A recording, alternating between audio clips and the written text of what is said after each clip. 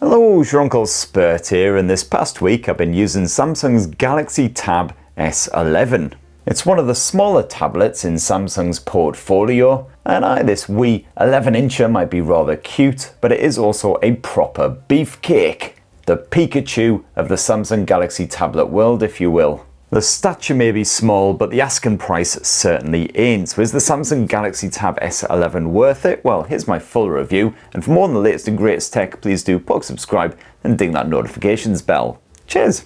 So first up, let's just get it out of this cover so you can actually see the bloody thing. Just ignore the suspicious white stains, by the way. It's just a bit of yogurt. You just whip this thing out so you can actually see the design. Now, the Galaxy Tab S11 is an 11-inch tablet, not too shocking given that name. So while it's not a full-on mini tablet, it's certainly a lot more compact than a lot of other tabs that I've reviewed in 2025. And if portability is high on your list of priorities, this ticks that box with gusto. And those bezels surrounding the 11-inch display aren't particularly chunky, just wide enough so you can comfortably get a grip on the thing without your thumb intruding on that display. Although even if your thumb flesh does slightly invade, doesn't really matter because as you can see there, the screen is still perfectly responsive. Pleasingly symmetrical on all sides as well, and up top just thick enough to house that camera without the need for an annoying wee notch or anything. But as well as those reasonably compact dimensions, the Galaxy Tab S11 weighs just 471 grams and it's just 5.5 mils thick as well, so it's almost as slender as Samsung's Ultra Tab. Now you've got an Armour aluminium frame which stretches across the edges and the entire back end of this tablet. So it's a reasonably durable metal morpho, and as you can see there, matte finish as well, so not too bad when it comes to fingerprint grease and other grimy muck. And you've got a choice of two colours, grey or silver. Woof, how will you decide? It's just so exciting. I think I'm having a mini stroke. Which one is this? I think it's the silver one. As for the screen, I believe that's Gorilla Glass 5 rather than one of the fresher Victus efforts, which is a bit of a shame, but so far no nicks or scuffs. But of course it certainly helps if you've also got the keyboard cover for the Galaxy Tab S11, which helps protect that display when you shove it in a backpack or whatever. And like the rest of Samsung's tablet range, the Galaxy Tab S11 is IP68 water and dust resistant, so you can take it to the beach, you can rock it in the swimming pool, whatever floats your boat. Now, switch on the Galaxy Tab S11, you've actually got an in-display fingerprint sensor built into that 11-inch panel. And this is just a basic optical scanner, but it's pleasingly responsive. I haven't had it fail on me yet. And it's also pretty rare for a tablet to have a fingerprint sensor these days. Most of them now simply rely on face unlock, which the Galaxy Tab S11 also supports, and again that works absolutely fine. And then once you're in there, it's a lovely fresh bit of Android 16 with of course Samsung's very own OneUI slathered on top. And if you've used OneUI before, you'll know exactly what to expect here. As usual, Samsung has bunged a whole bunch of its own apps and services onto the Tab S11, including Bixby, which I'm not sure who exactly is using Bixby when you've got Google Gemini on this thing. It'd be kind of like turning down Chris Hemsworth to go on a date with Peter Beardsley. And some controversial updates in the latest version of OneUI, like the separate control center now, which you drag down independently of the notifications panel. But never fear, if you're not a fan, you can get it back to the way it once was. And plenty of other customization on here as well, so you can tinker with the lock screen, set up your own modes and routines. And oh yes, all of Samsung's Galaxy AI shenanigans are very much present and correct, including the mostly pointless now brief. All the usual transcription, translation, shenanigans, etc. Although one of the best AI features slapped on here, as always, is the Summarize tool, which can just quickly pull the main points out of a big, long article so you can have a quick read, just a few seconds rather than a few minutes. And the really good news with Samsung tablets is they guarantee you 7 full years of security patching and OS updates as well. So if you buy this thing, it'll be good until 2032. By which point I'm pretty sure all that will be left is the 4 horsemen stood there on a pile of dust. At least Famine will be able to get a good bit of Android 23 on the go. Unfortunately, despite the asking price, Samsung has been well stingy with the storage here, as it comes with just 128 gigs as standard. And that is a bit of a shocker really, but the good news is if you don't want to hoy even more cash at Samsung to upgrade the storage to 256 gigs or 512 gigs, thankfully the Galaxy Tab S11 does accept micro SD memory cards up to 2 terabytes in size, so you can just boost it that way. Now my Galaxy Tab S11 is Wi-Fi only, there's no eSIM support or anything like that, but I've had absolutely bugger all issues with getting online, downloading massive great whopping files, streaming video as I work, etc. And as always, multitasking an absolute breeze, lots of different ways to do it. You can simply drag the dock up onto screen like so, and then drag and drop another app and you've immediately got a bit of split screen action on the go. You can of course pop up video in a dinky wee window that you can drag around the screen while you work if you want to. And if you want to, hey, why stop at just the 2 apps? You can drag a third onto the screen, resizing the windows nice and easy, etc. The only real problem I've had when multitasking is when you do split screen, you get this wee bar up at the top of each app, which allows you to then pull them out into a dinky wee movable window. Otherwise you can maximize, minimize, or fully close an app. Unfortunately, in the likes of Chrome, for instance, that sort of gets in the way a bit when you are trying to open up a new tab. So you'll find yourself accidentally clicking on that bar most of the time until you actually finally eventually manage to get the tab just right. Now, bollocks or not. And yes, DeX fans, the good news is you do get a bit of DeX support here on the Galaxy Tab S11. So if you really want to, you can turn this thing into a fully fledged Windows style laptop.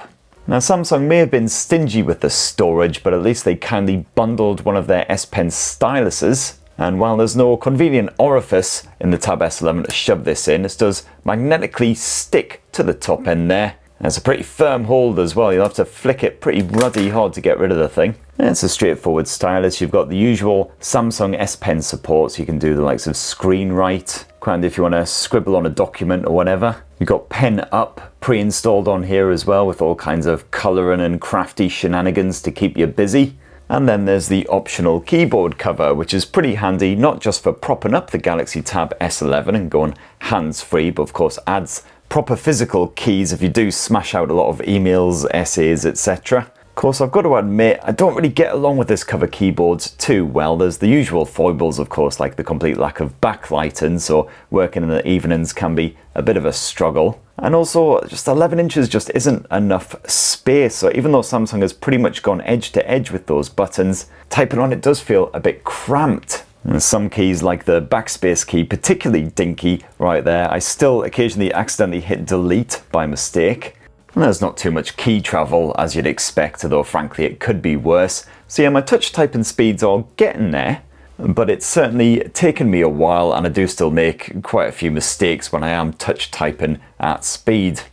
But I gotta say, I've got bugger all complaints when it comes to the gorgeous 11-inch display slapped on that front end of the Samsung Galaxy Tab S11. It's once again Sammy's Primo Dynamic AMOLED 2X tech. Got a pin-sharp 2560 by 1600 pixel resolution, so your photos will look gorgeously crisp, packed with fine detail. It's great for movies, gaming, etc. Supremely sharp contrast, nice poppy colours on the go as well. And it's certainly bright enough to deal with all kinds of annoying reflection and glare as well.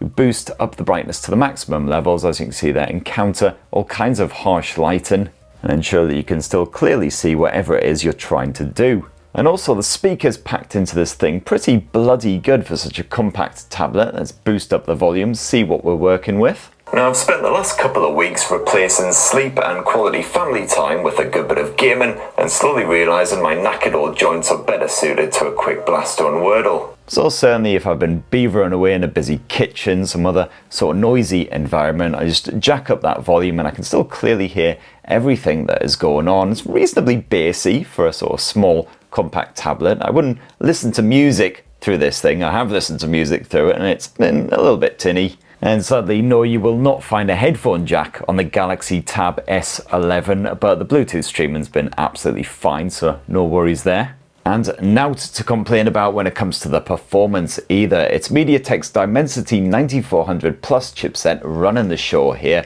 That's still an absolute beefcake, so you can happily run 2-3 apps side by side while streaming video or music in the background. And if you're a bit of a gamer, well, good news, even the most memory-sucking titles like Wuthering Waves still play with an absolutely beautifully smooth frame rate, and that's on the highest possible visual settings. Even if you're gaming for well over an hour, I didn't see any stumbles in that frame rate, that performance at all, and absolutely zero heat issues with this thing as well. The back end gets ever so slightly warm if you are gaming on the likes of Wuthering Waves, but yeah, not to any sort of troublesome degree. Certainly doesn't impact the performance. And if you spend a lot of your life online chatting with your work colleagues, friends, family, whatever, well, no worries. You've got yourself a 12 megapixel wide angle front-facing camera, ultra wide in fact. As you can see there, you can see most of my studio here. Not that it's particularly massive, it's not quite MKBHD level just yet, but still pretty handy if you are doing a family video chat. You need to fit lots of heads into frame. You can record yourself at up to 4K resolutions, reasonably crisp. As you can see, not too bothered by high dynamic range either. Lots of strong backlighting, not an issue. And the built-in mics do an absolutely fine job of picking up your voice as well, so you don't need to worry about plugging in headsets or anything like that. Oh, and you've also got yourself a 13 megapixel rear camera slapped on the back end in case you need to, I don't know, maybe scan a document or something. And last up, the battery life. And Samsung has crammed an 8,400 mAh capacity cell into the slender chassis of the Galaxy Tab S11. And according to the blurb on the official website, it'll last as long as you do. So on average about 8.5 seconds then. Except that's actually a lie, because I found that with a full 100% charge of the Galaxy Tab S11, you get approximately 9 hours of continuous use, and that is split screen multitasking with 2 or 3 apps at once, and either streaming a bit of Spotify in the background or a bit of video in the corner there. So not bad at all for a reasonably compact tablet with this kind of grunt. As a basis for comparison, another tab that I tested, the Xiaomi Pad Mini, could stream video for approximately 13 hours from a full charge. The Samsung Galaxy Tab S11 actually goes a wee bit further, offering just over 14 hours of video streaming. And yes, that is actually streaming the video over Wi-Fi. It's not a video that I downloaded onto the tablet ahead of time. And if you are a gamer, you love a bit of Wuthering Waves, perhaps you're so addicted you can't actually stop ever, well, you get 5 full hours of playtime on a 100% charge, and that's on those higher visual settings before the Samsung Galaxy Tab S11 finally snuffs it. But sadly, it's not the fastest at recharging, just like most Sammy devices out there, so make sure you don't forget to plug it in well in advance of a lengthy road trip or whatever. And there you have it, my lovelies. That in a delicious wee nutshell is what I reckon of the Samsung Galaxy Tab S11, and certainly if you're after a slightly more compact portable tablet to take on the road quite a lot, but you don't want to sacrifice any of the performance, you want an absolute beefcake, well, certainly job done. Of course, it ain't cheap, but if you are looking for a more compact tab and you're perhaps after something a bit more affordable, definitely check out that Xiaomi Pad Mini, which I recently reviewed. Certainly not as much of a beefcake, but yeah, the price tag considerably, significantly lower. But in the meantime, it'd be great to hear what you think of the Samsung Galaxy Tab S11 down in the comments below. Check out my reviews of other tablets right here on TechSpert for other ideas. Please do subscribe, ding that notifications, all the usual YouTube bollocks, and have yourselves a ruddy, wonderful rest of the week. Cheers everybody, love you!